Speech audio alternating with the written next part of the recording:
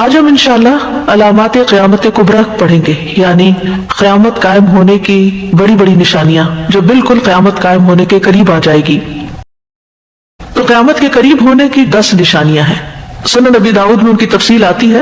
حذیفہ بن اسید غفاری رضی اللہ عنہ سے روایت ہے، وہ کہتے ہیں کہ ہم رسول اللہ صلی اللہ علیہ وسلم کے کمرے کے سائے میں بیٹھے باتیں کر رہے تھے کہ ہم نے قیامت کا ذکر کیا اور ہماری آوازیں بلند ہوئیں، تو رسول اللہ صلی اللہ علیہ وسلم نے فرمایا قیامت اس وقت تک نہیں آئے گی جب تک کہ اس سے پہلے 10 نشانیاں ظاہر نہ ہو جائیں۔ نمبر 1، سورج کا مغرب سے طلوع ہونا، یعنی مشرق سے روز طلوع ہوتا ہے لیکن جب مغرب سے طلوع ہوگا۔ نمبر 2، دابۃ الارض، جانور کا نکلنا۔ نمبر 3، یاجوج ماجوج کا ظہور۔ نمبر 4، دجال کا خروج۔ نمبر 5، عیسیٰ ابن مریم علیہ السلام کی آمد۔ نمبر 6، دخان یعنی دھواں۔ نمبر 7، 8 اور 9، 3 جانب سے زمین کا دھس جانا، ایک مغرب میں، ایک مشرق میں اور تیسرا جزیرۃ العرب میں۔ اور نمبر 10، ان سب کے آخر میں یمن سے یعنی وسط عدن سے آگ نکلے گی جو لوگوں کو محشر میں چلا لے جائے گی، علاقہ شام کی طرف ان کو جمع کرے گی۔ قیامت کی علامات کی یہ ترتیب جو ہے، یہ متعدد احادیث میں جو چیزیں نظر آتی ہیں مختلف طرح ہیں، یعنی ان کی یہ ترتیب نہیں ہوگی جس طرح میں نے آپ کو بتائی ہے۔ نشانیوں کا ذکر کیا گیا ہے لیکن ترتیب نہیں بتائی گئی۔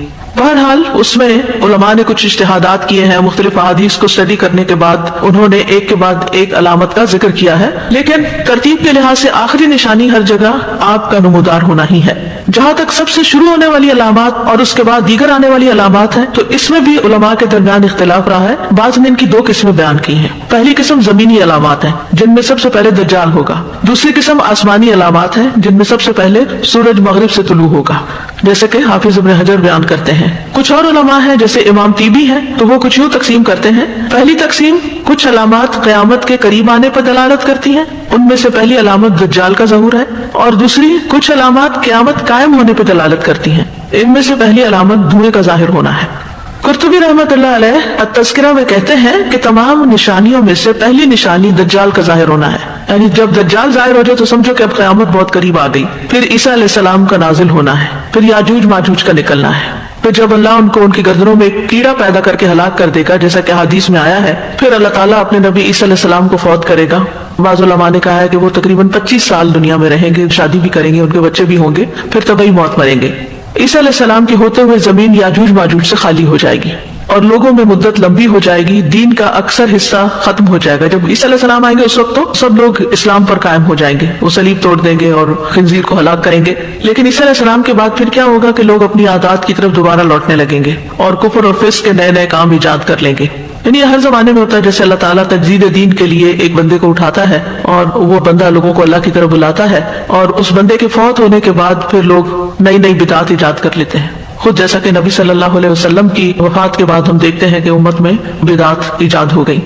بہرحال عیسیٰ علیہ السلام کے بعد پھر دعوت الارض آئے گا جو کافر اور مومن میں فرق کر دے گا، تاکہ کافر اپنے کفر سے رک جائیں اور فاسق اپنے فسق سے باز آ جائیں، اور وہ جس فسق اور نافرمانی میں پڑے ہوئے ہیں اس سے پیچھے ہٹ جائیں اور اس سے رک جائیں۔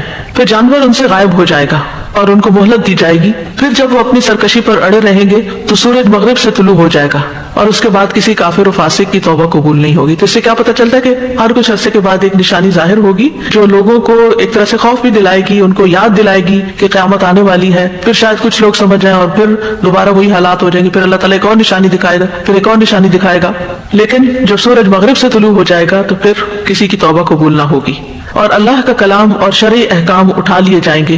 اس کے فوراً بعد جلد ہی قیامت قائم ہو جائے گی، کیونکہ اللہ سبحانہ وتعالیٰ فرماتے ہیں وَمَا خَلَقْتُ الْجِنَّ وَالْإِنسَ إِلَّا لِيَعْبُدُونَ، کہ میں نے جن و انس کو اپنی عبادت کے لیے پیدا کیا ہے۔ تو جب عبادت ہی ختم ہو جائے گی تو پھر اللہ تعالیٰ زمین پر لمبی عمر لوگوں کو باقی نہیں رہنے دے گا۔ بعض علماء نے اس طرح اس بات کا ذکر کیا ہے۔ تو پہلی علامت جو بڑی بڑی علامات میں سے ہے وہ دجال کا ظاہر ہونا ہے۔ تو آج ہم انشاءاللہ دجال کے بارے میں پڑھیں گے۔ دجال کا لفظ جو ہے یہ دجل سے ہے۔ دجل کہتے ہیں خلط ملط کرنا، مکس اپ کرنا، معاملے کو گڈمٹ کرنا۔ اور دجل اس وقت کہا جاتا ہے جب کوئی معاملے کو خلط ملط کرے اور ملمہ سازی کرے، یعنی چیزوں کو کچھ سے کچھ بنا کر دکھائے۔ اور دجال بہت زیادہ ملمہ سازی کرنے والے، یعنی چیز اصل میں کچھ ہے اور اس کے اوپر کچھ ملمہ سازی ایسے کی گئی کہ وہ کچھ اور ہی نظر آنے لگ گئی۔ تو دجال بہت زیادہ ملمہ سازی کرنے والے اور بہت زیادہ جھوٹ بولنے والے کو کہتے ہیں۔ یعنی ایسا شخص بہت کثرت سے جو جھوٹ بولتا ہے اور معاملات کو بہت زیادہ خلط ملط کر دیتا ہے، تو بہرحال مسیح الدجال اس کو کہا جاتا ہے اور کذاب بھی کہا جاتا ہے. دجال کا ایک معنی کذاب بھی کیا جاتا ہے کیونکہ وہ جھوٹ بولے گا اور لوگوں پر معاملات کو خلط ملط کرے گا، اپنے کفر کو چھپائے گا. اس کو مسیح بھی کہا جاتا ہے. تو ابن جریر کہتے ہیں جہاں تک لفظ مسیح کا تعلق ہے تو یہ فعیل کے وزن پر ہے، مسیح فاعل، اور اصل میں یہ ممسوح تھا. فعیل کا ایک معنی مفعول بھی کیا جاتا ہے نا، ایک فاعل کا اور ایک مفعول کا. تو مسیح کا لفظ جو ہے عیسیٰ علیہ السلام کے لیے بھی استعمال ہوتا ہے اور دجال کے لیے بھی استعمال ہوتا ہے. عیسیٰ علیہ السلام کو مسیح کیوں کہتے ہیں؟ امام ابن عبد البر اپنی کتاب التمہید میں کہتے ہیں کہ جہاں تک مسیح ابن مریم علیہ السلام ہے تو ان کے نام کے اشتقاق کے متعلق ابن انباری نے اہل لغت کے 5 اقوال بیان کیے. نمبر 1، مسیح بمعنی سیاحت کرنے والا، کیونکہ وہ زمین میں چل پھر کے تبلیغ کا کام کیا کرتے تھے. مسح الارض یعنی زمین کو عبور کرتے رہتے تھے. مسیح کا معنی چپکے پاؤں والا بھی کہا جاتا ہے، فلیٹ فٹ جس کو کہتے ہیں. ایک قول یہ بھی ہے کہ ان کو اس لیے مسیح کہا جاتا ہے کہ وہ چپکے پاؤں والے تھے، ان کے پاؤں کے نیچے خمدار حصہ نہیں تھا، فلیٹ فٹ تھے. اور یہ بھی کہا جاتا ہے کہ جب وہ ماں کے پیٹ سے پیدا ہوئے تھے تو ان کے جسم پر روغن کی مالش کی گئی تھی، جیسے عام طور پہ بچوں کو مالش وغیرہ کرتے ہیں. تیسرا معنی یہ بھی کیا گیا ہے کہ مسیح کا معنی ہے ہاتھ پھیر کر مسح کر کے بیماری دور کرنے والا، کیونکہ وہ بیماروں کے اوپر ہاتھ پھیرتے تھے اور ان کو شفا ہو جاتی تھی اللہ کے اذن سے. چوتھا معنی یہ کیا گیا ہے کہ بہت زیادہ سچا انسان. اور مسیح دجال کو مسیح کیوں کہا جاتا ہے؟ تو اس کی ایک وجہ تو یہ ہے کہ وہ بھی زمین میں سیاحت کرتے ہوئے زمین کو عبور کرے گا. کوئی قریہ بستی شہر ایسا نہیں ہوگا کہ جہاں دجال نہ پہنچے، ہر جگہ جائے گا. ایک معنی یہ بھی کیا گیا ہے، مسح کا مطلب ہوتا ہے مٹانا، یعنی اس کی ایک آنکھ مٹائی گئی ہوگی، ایک آنکھ نہیں ہوگی، کانا ہوگا، اور ایک آنکھ جو ہے وہ ابری ہوئی ہوگی.